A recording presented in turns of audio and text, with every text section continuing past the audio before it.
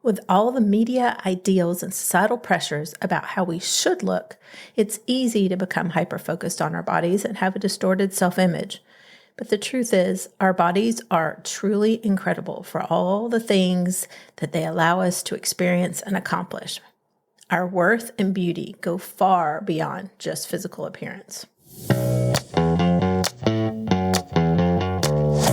Welcome to Midlife Mojo, the podcast all about how to be fit and flourish in your 50s, with me, your host with over 25 years of experience in the health, fitness, and wellness industry, Lisa Dupree.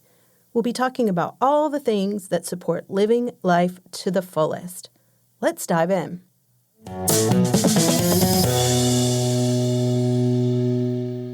Hello. Welcome to today's episode. It's all about cultivating body positivity and self-confidence in midlife. I'm so glad you could join me today as we explore practical ways for developing true body acceptance and self-confidence from within.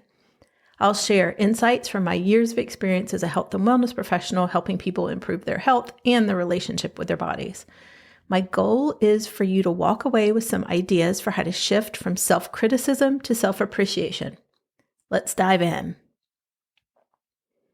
First, what exactly is body positivity? At its core, body positivity is about focusing less on how your body looks and more on how it feels and what it can do. It's based on the principles of self-love, self-worth, inclusiveness, equality, and respect for people of all shapes and sizes. It's the belief that all bodies are good and worthy just as they are. So in a nutshell, it's the practice of accepting, appreciating, and respecting your body. Notice I said practice. It's pretty easy to define the concept of body positivity with a few words, but it's much more difficult to fully embrace it, especially if being critical of your body is something that started early in life. For a lot of us, that's the case, and it takes practice to shift that ingrained thinking. So consider the scenario. Mary's in her late 40s, and she struggled with feeling insecure about her body for as long as she can remember, even when she was pretty slim in her 20s and 30s.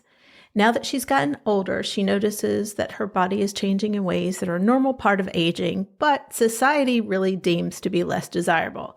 Like a little bit more fat around the midsection, a little bit more cellulite on her thighs, wrinkles, crepey skin.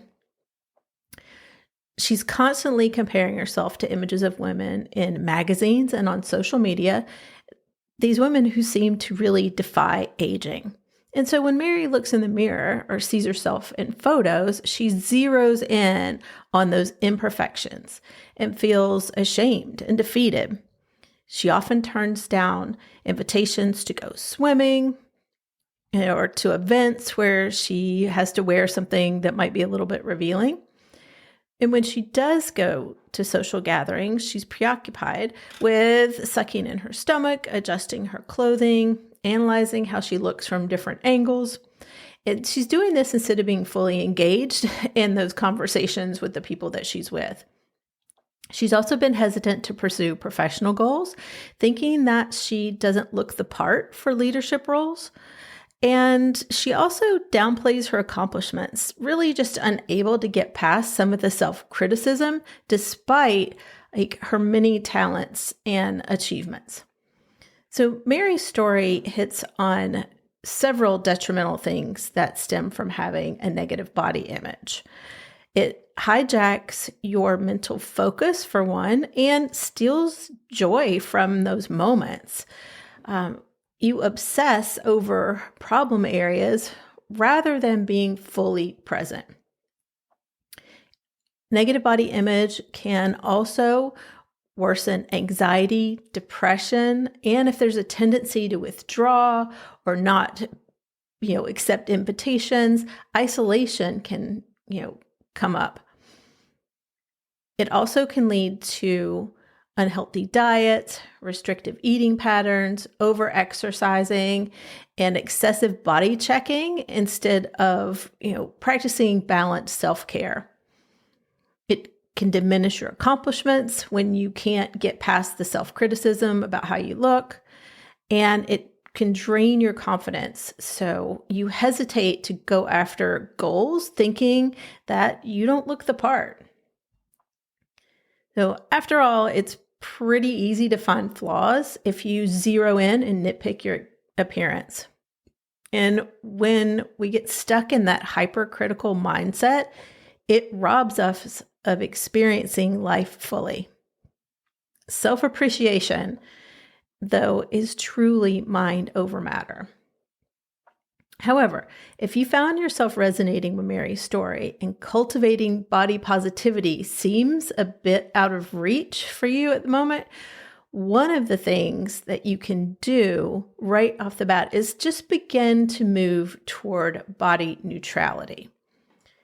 Body neutrality means moving toward a more objective, neutral relationship with your body. And that's really to say you're going away from the extremes of constant criticism or compulsive praise. The goal is to view your body as more of an instrument to live your life rather than an object to be evaluated on its appearance.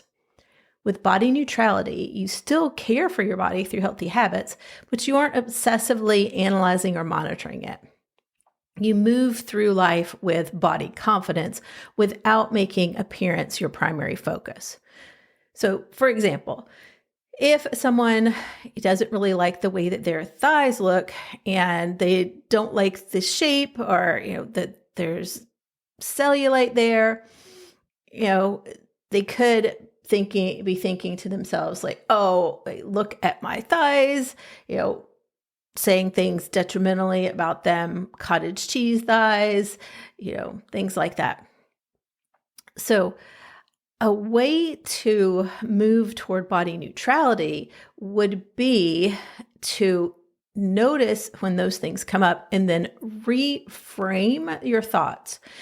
And so something more neutral would be, my thighs are strong and they allow me to walk and climb stairs easily. They take me where I need to go each day.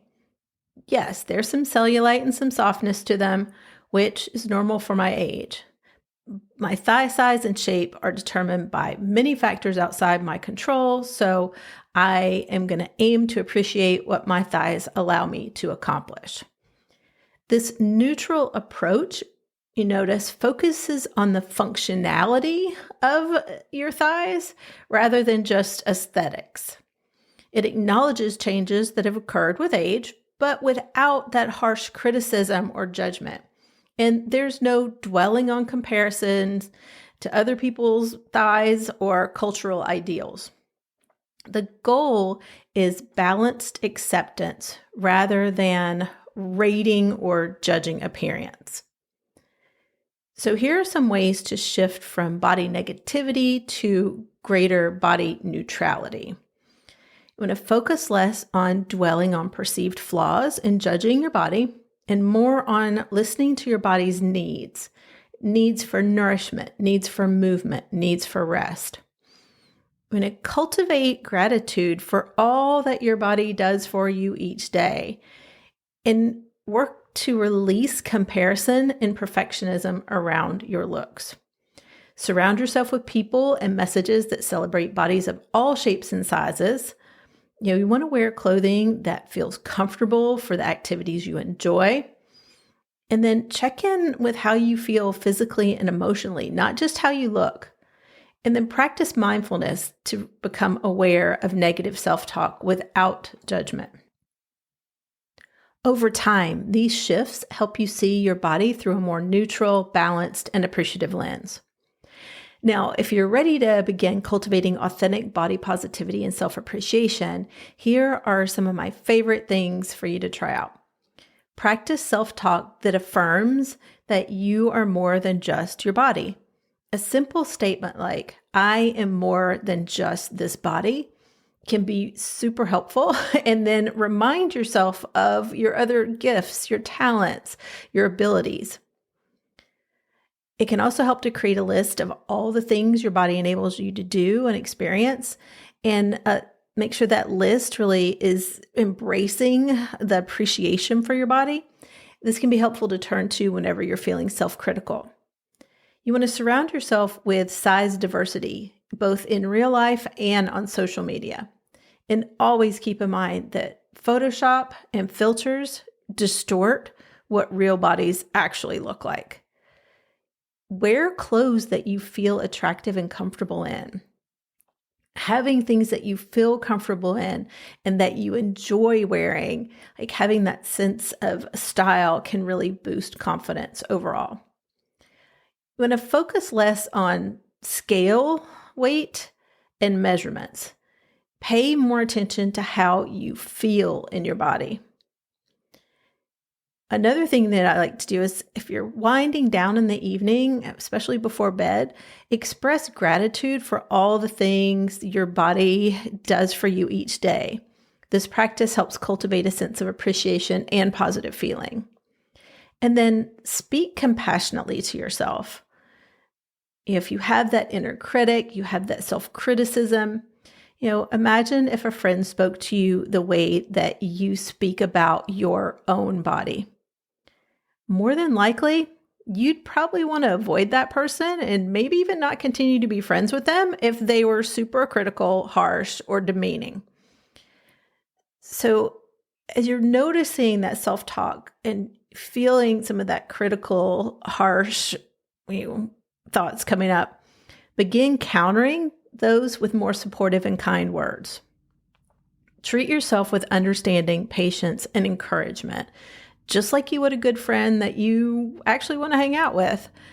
It's important to counter negative thoughts with this gentle and affirming language that's uplifting and empowering you. When you do this, you're fostering a positive relationship with yourself, just like you would foster, a friendship that you wanted to be healthy and nurturing. The goal here is really to slowly reverse the tendency to fixate on imperfections and perceived flaws and redirect that attention toward ways of thinking and feeling that really honor your health and wellness.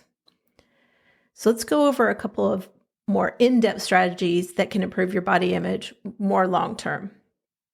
So first, make self-care a priority and make that come from a place of love, not punishment. You want to do healthy behaviors because they feel good and you deserve to feel good. Thinking about shifting how you exercise and your eating patterns from things that may be like restrictive or fad dieting or extreme exercise trends to something that is more balanced and it fits where you are in your lifestyle now. Second, set boundaries and limits for situations that impact your mindset. And this might include social media accounts or apps, especially if they promote comparison and negative self-perception. So you begin really being mindful of how the media you consume makes you feel about your body, and be diligent in curating your feed. Third, find some inner confidence boosters. And this can really be anything.